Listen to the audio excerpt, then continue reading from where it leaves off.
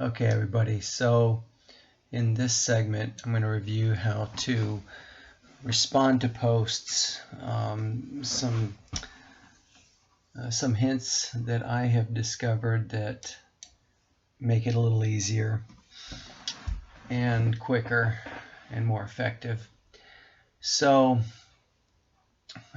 when I'm reading through posts, what I like to look for is somebody that has some decent content, something I can latch on to. As I'm reading through there, I'm thinking, and there may be a sentence that grabs my attention that I can just leapfrog off of. Basically, some point that I can write a 150-word post on. And part of it is just using your imagination and your experience, and maybe stuff from previous classes. But what I have found is that I can find certain people that seem to have pretty good content that use their minds when they're making posts that I can go to, as opposed to some who just put down a bunch of generic stuff, and I tend to just avoid those. You get to learn those people pretty quickly, and if you're conscientious, then hopefully you're putting out some posts that have some thought in them, more than just answering the question, but to add thought into your post, and some opinions and stuff from your own experiences, and that actually helps you write your post a lot easier, and it makes it more interesting for others to read. So this guy Christopher, he was writing excuse me. So Christopher is talking about the Affordable Care Act and how the Trump administration has been working on change, and then he's talking about Medicaid. We're talking about healthcare delivery, and so I decided I could write on that, and I came up with a thought, and so I thought I'd springboard off of that.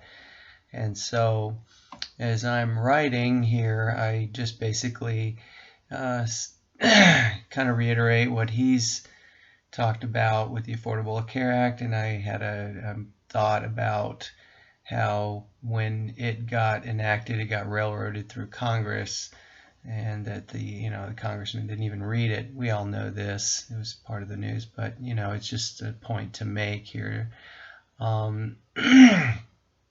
And so then the thought that I had while I was reading his post was the thought that these single-payer systems, some of them work, some of them don't, but it seems to be a hot button topic, and so I just I wrote this here real quick. That people are afraid of these single-payer systems, and I drew from the fact that I've had a class in the past that talked about the United Kingdom's medical system, and that was not a well-run system. But then there are other examples, and I recall that Taiwan was one of them that had a pretty decent system. And we're trying to make this 150 words or better, so it's not going to have to be very lengthy.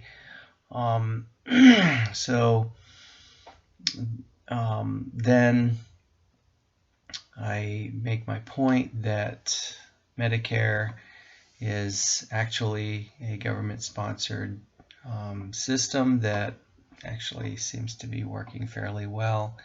I tried to find a little information on that. I did a quick search, and found that Medicare seems to be much more efficient than private insurance companies, and there's some quick information there. Has outpaced premium growth, 2% a year between these years, and I validated that with this reference.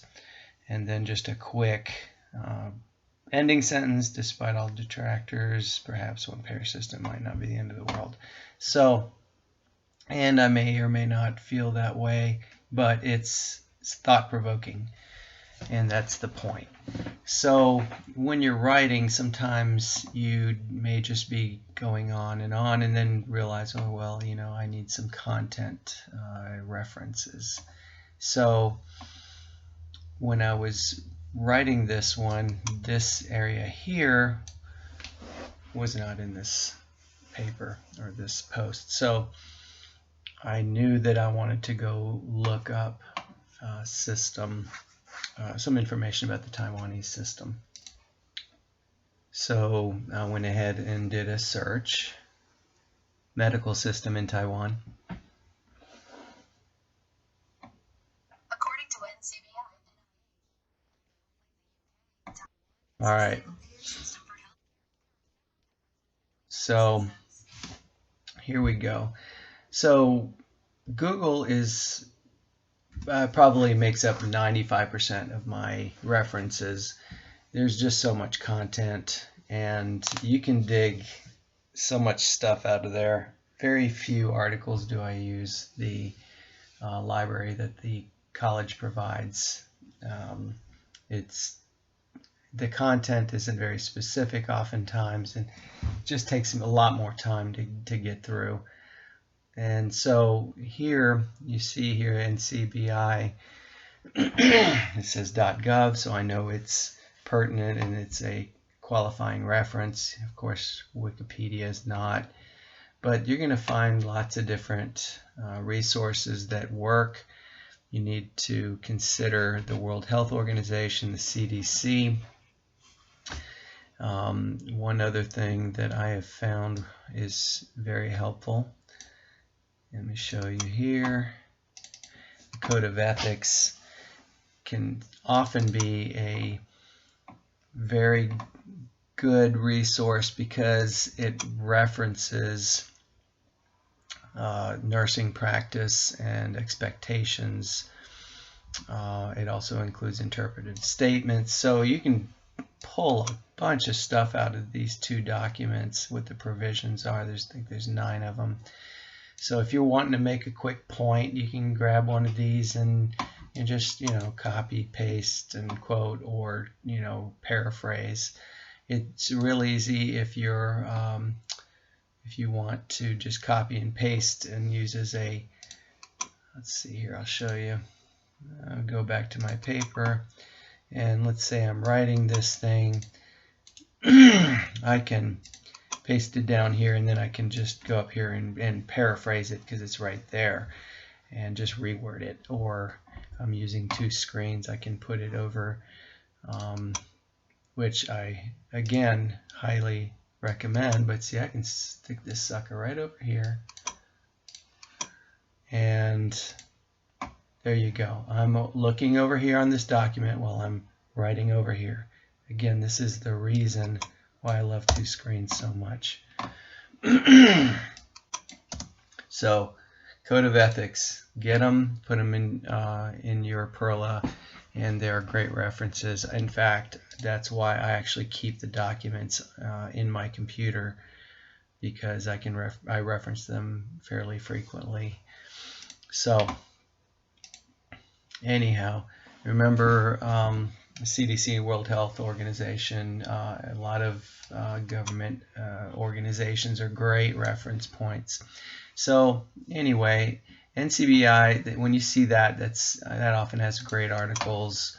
They're brief, they're to the point, and they qualify for you to use.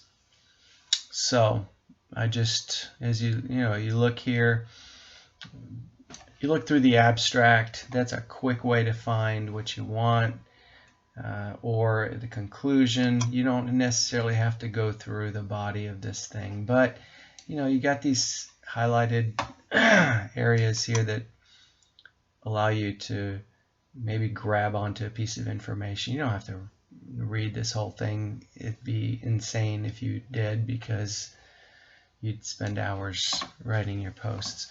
So in this case, basically, I was trying to make my point that Taiwan has a decent system, and so that I found it very quickly, and in this quote here, basically just copied and put it over here, pasted it, and if you type well, then great. I don't type very well, so I do a lot of copying and pasting. I don't use a lot of quotes. The professors don't like a lot of quotes, but here and there it's great because it can make a point, and maybe in a long paper I might do 2 or 3 if it's appropriate, but usually I try to paraphrase. So another little tidbit here before I go is, as I'm writing, you see down here this word count 334. Well, how many do you need for your post response?